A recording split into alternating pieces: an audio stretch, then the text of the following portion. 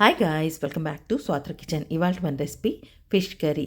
చాలా సింపుల్గా టేస్టీగా అదిరిపోయే ఫిష్ కర్రీని ఎలా చేసుకోవాలో ఈరోజు వీడియోలో చూసేయండి. ఫిష్ అనేది వేయకుండా ఫిష్ కర్రీని ఎలా చేసుకోవచ్చు అనేది ఈరోజు వీడియోలో చేసి చూపిస్తాను. 4 ఫిష్ పీసెస్ని క్లీన్ చేసినవి మిక్సింగ్ బౌల్లో వేసుకోవాలి.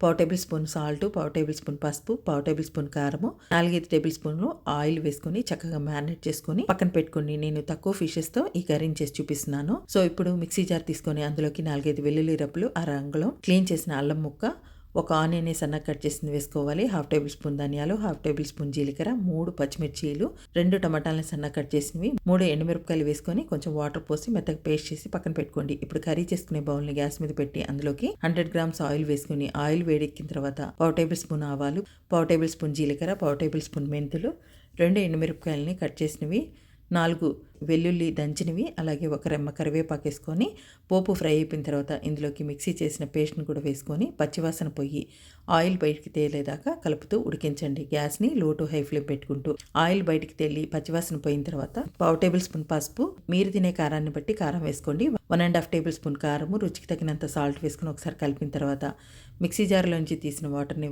1 కప్పు, ప్లెయిన్ వాటర్ని 1 కప్పు, చింతపండు పులుసు బదులు ఆమ్చూర్ పౌడర్ని ఒక 2 టేబుల్ స్పూన్స్ వరకు వేసుకొని చక్కగా మిక్స్ చేసుకున్న తర్వాత మూత పెట్టి ఈ కర్రీ కొంచెం చిక్కబడేదాకా ఉడికించండి. కర్రీ అనేది కొంచెం చిక్కబడిపోయిన తర్వాత ఇందులోకి ఫిష్ పీసెస్ని వేసేసుకోవాలి.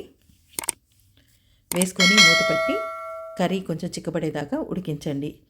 కర్రీ కొంచెం చిక్కబడేటప్పుడు సాల్ట్ అనేది ఒకసారి చెక్ చేసుకోండి. రుచికి తగినంత సాల్ట్ వేసుకోండి. 3-4 పచ్చిమిర్చి చీలికలను వేసుకొని అలాగే 1 టేబుల్ స్పూను ఆవాలు మెంతుల పొడిని కూడా చల్లేసుకొని ఒకసారి కుదిపి మూత పెట్టి కర్రీ కొంచెం చిక్కపడేదాకా ఉడికించండి. కర్రీ కొంచెం చిక్కపడిపోయిన తర్వాత ఫైనల్గా కొత్తిమీర చల్లేసి మూత పెట్టి 2 నిమిషాల నుంచి గ్యాస్ ఆఫ్ చేసేసుకోండి. అంతేనండి, చాలా టేస్టీగా గుమగుమలాడుతూ ఫిష్ కర్రీ అయితే రెడీ అయిపోయింది. ఎప్పుడు కావాలంటే అప్పుడు ఇలా సింపుల్గా ఫిష్ కర్రీని ప్రిపేర్ చేసేసి పెట్టేసుకోవచ్చు. టేస్ట్ అయితే అదిరిపోయింది.